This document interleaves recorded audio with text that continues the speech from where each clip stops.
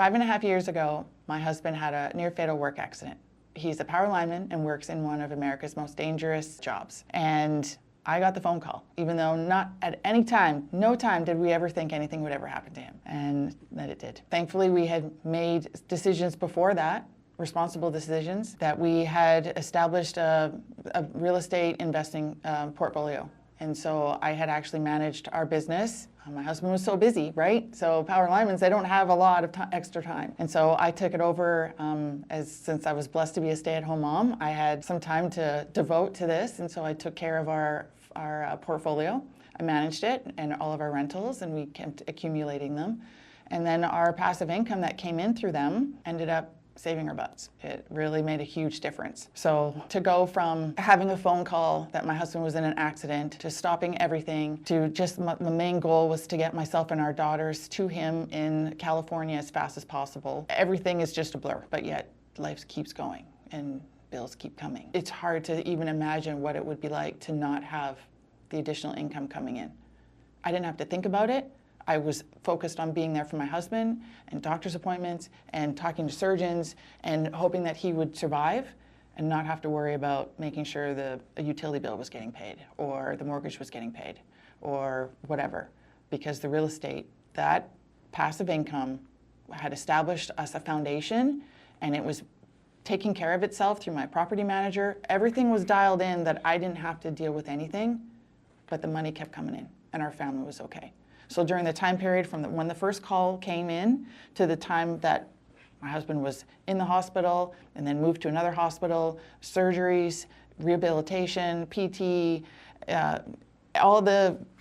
everything you have to do in order to get well enough to be able to work was 8 months. So no income, a little bit of workers' comp, but it's nothing when your lineman works in a trade. It's nothing, it's peanuts. Our household was carried from our real estate investing. So what I did, I understood the importance of this. Like so many times, being in this trade, we hear all the time, like every couple weeks, a lineman goes down, a lineman gets hurt. And you know, you hear these devastating stories about these families having nothing because that sole primary income was supporting the family. And once it's gone, it's gone. And knowing what I know about the trade, knowing what I know about how much these amazing men make, their commitment, the hours that they work, they're heroes. They come in and they restore power after hurricanes, after storms, flooding, just devastation. They come in and they risk their lives. And so there is a lot of value and importance in protecting these men and these families, and also the American family. You never know when a call is going to come in about an accident. And so what we can do now is that we can take steps, wise steps, responsible steps of allotting our income, our certain amount of income, in order to go towards investing in real estate. So to create that foundation, that basis where money's there in case you need it. If you never need it, then great. But if the call does come in, you know you're going to be protected and you can focus on what's important, and that's your family. Meanwhile, you're not losing your home, you're not losing your car, you're not losing your normalcy as much as it's already been disrupted by the chaos that comes from having an accident or an unexpected death. So the cool thing about the trades is that it's very similar to military life, where a lot of our men, our linemen, will be called out of state. If they do storm work or they do contract work, they go where they go. Sometimes families, like the spouses, the wife will come and they'll camp with them or whatever living arrangements. But for us, we loved Arizona. We lived in Arizona, and my husband could work in whatever state he wanted to work in. There was no restriction as to where he lived for his employer. And in this case, he was working in California and in the Los Angeles area. And so leading up to the accident, he had spent a day riding motorcycles. He went on a track. And so he was gone. He had gone for the day, and he had sent me some pictures of, they took professional photos and stuff of him racing his Ducati. And it was super cool to see him, like how much fun he had at this track. And that was all done. And it was the next day, and you know he was working, and it was a night shift that was happening. And usually for night shifts, like there's time periods. These guys do dangerous things all the time, and so I'm not going to be calling him all the time, and that's a risk. It's a huge hazard, anyways, just being a power lineman. But I know, like, okay, when he he's got a shift. We have our time that we're on the phone, and then it's like, hey, I love you, babe. Have a great day. Have a great sleep, and I'll talk to you after. And then that's it. There's no phone contact until he's available, until mid-shift or break or whatever. I'm not going to be here to like jeopardize his safety by calling him when I should be calling him. But because it was a night job, it was about an hour or so before the shift was starting, and it was getting late for me because I was in Arizona and he was in California. And so we were like, okay, let's do our goodbye call. And, you know, we chatted about the day, and we ended the day with our I love yous and talk to you tomorrow and have a great shift, babe. So that was it. And I was having a hard time sleeping the days before, so I put my phone on silent. And little did I know that was the day that I was going to get phone calls during the night and they couldn't get a hold of me. But I went to bed, I did my prayers, it was the same thing. It's like every night, you know, thank the Lord for my husband and for my family and for my beautiful daughters, and, you know, you go to sleep. And when I woke up at 6 o'clock the next morning, I checked my phone. I had missed a number of calls and messages. There were phone numbers from people I didn't know.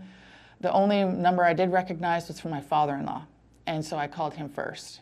And I mean, I listened to the messages and I just couldn't believe it, because there was people from my husband's company trying to get a hold of me, multiple hospital calls, first responder calls, my father-in-law. It was of all the days for me to have my phone off. So I called my father-in-law, and he said that Nick had been in an accident the night before and that I needed to call the hospital, and then obviously we needed to get there as fast as possible. So it was like, okay, I have my moment, I'm there. It's like, everything's just like, everything changes. You get that phone call and you're like, oh my gosh. You have to be aware because you've got to take in information, but then you've got your emotions that are right at the cusp of things, and yet you don't have time to like let them out. You just have to, okay, what do I need to know? What do I need to do? And that's where we at here. What's his condition? And so I contacted the hospital. I got a rundown as to what's going on. I got a hold of my husband's employer. I got the rundown from another crew member that was there. And he didn't sugarcoat anything. You got to leave it up to the linemen. They really tell you as it is. And so I was like, okay, the president of the company had contacted us, and he's like, I've got flights ready for you guys. How soon can you be at the airport? So we were in Scottsdale. My husband's in LA. My kids are still sleeping. So I gave him a time period, and then I started getting on the phone. I called some friends. Can you look after our cat? I got to take my dog in. And then I had myself composed, and then I had to go in and wake up my children and to let them know that, you know, Daddy was in an accident and we have to go to California. So that was tough, having to sit on bed of each of my daughters at the time and tell them that we don't know. And the not knowing is, you're trying to be strong for your kids, but man, oh man, is that hard. Whew. They were little 5 years ago, so our daughters are 15 and 17, 10 and 12. Yeah, they were 10 and 12. Still little kids. You never want them to like, anyways. So I did the thing, and we get to the airport, and you're just in these days where you're just praying and you're just hoping for the best. Of course, there's no communication contact when you're on a plane. At least I didn't have the contact. And we arrived, and the president picked us up. I got some information while I was there, but it was, from his point of view, he was like, not Nick, out of all the guys. I mean, obviously not any of them, but Nick's so safe. He is always leading the crews to ensure that these guys get home to their families every day. And then he was the one. So he ended up falling 26 feet through a warehouse roof. The night job, the business was closed. That's why they do night jobs, so to be less intrusive as possible for businesses for outages. And he was walking the roof. There was he had walked a path and walked the path again and walked another path, and no problem. And he went another time, and there was a skylight that was painted the color of the roof, and he went through. And so I got details from the president, and just from information that had been relayed through all the guys. Didn't really know the state. We knew that I knew he was in critical. He was in ICU, and they weren't sure. So the sooner we got there, the better. They wanted to take him for surgery. He had multiple fractures, skull fractures, internal injuries. He broke both of his wrists, facial fractures. Yeah, he was not in good shape when we got there, but he was alive. So I was, every moment he's alive is good. And we got there, he was alive. They had actually put him into surgery sooner. They couldn't wait for me to get there. So when we arrived, he was in surgery, so we had to wait longer. Yeah, that was the start of a new life. You don't have any thought about what's happening at home. So it's like this void that happens. You're just, all attention is on your loved one, and everything else is like remedial. Then as it just so happened, this was pre-COVID, like right at the time period. So this was February 2020, February 20th, 2020. And so COVID was just starting to happen. And during this time, it was like flu season. So kids weren't allowed in the ICU. So I had people helping with the kids to make sure that they're okay. My father-in-law was coming from Canada to help be supportive. And then I was dialed into all the medical conversations, all of the prognosis, the planning, everything was going through me. And when my husband woke up, he seemed okay, but he had short-term memory loss. So conversations, and then he looked awful. He was battered and bruised, and the phone call was traumatic, but then seeing him in his current state was traumatic. You just push through. You just push through. He got moved to a different wing in the hospital after his surgery, and then another hospital for his recovery time period. There was just so much happening, but then I was introduced to advocates, to medical personnel, to like, it was wild. There were so many people coming every day. I had to keep a track, like a notebook with everybody, because there were people coming to talk to Nick and to wish him well for visitors. And then there were the professionals and the specialists. And then you have the like advocate, which kind of works as this middle person for the employer and then the victim, or, you know, the injured worker. There's representatives that come for the family. Like, it was wild. It was wild. There's no time to think about what's happening at home, let me tell you. It's just, now I was taking care of all of the financial decisions. For my husband and I, how it worked out is that he did all of the finances in terms of bill payments and stuff like that. I had access to everything, but he took care of it. So now that he was out of commission and just focusing on his health and recovery, I took care of everything. And so I made sure, you know, mortgage was being paid from the proper account, and our real estate investments, the income was still coming in. And so we had that buffer. So the replacement from my husband not getting income to a very little amount of workers' compensation, which didn't kick in until several weeks later, we had the income coming in for our real estate. And we had our buffers. We had our accounts for our different properties. So then we had funds available. And then we also had set up that we had a buffer in our own personal account. So the financial aspect ahead of time, like all of this takes pre-planning. And so we had just made wise decisions just by figuring stuff out on our own. We got into real estate investing several years before. It ended up being a hobby. We weren't really into camping or like doing other things. And so we were living in Canada at the time when we started investing, and the market here in America was rough. It was the 2008, 2009, 2010 type of time period.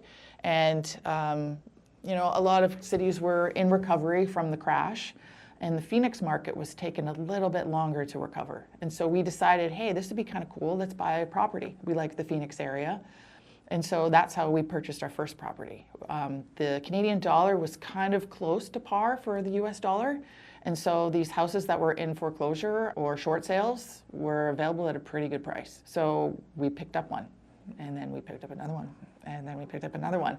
So given that my husband was so busy, I was the one that took over for the management of the properties, hiring, we're keeping communication with our project manager.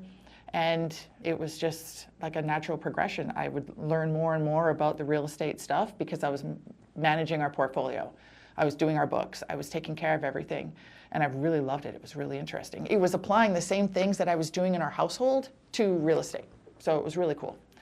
But anyways, that system that we had set up, very passive. Like, I had phone calls from our property manager every now and again, but really we had set it up so it was a set it up and forget it.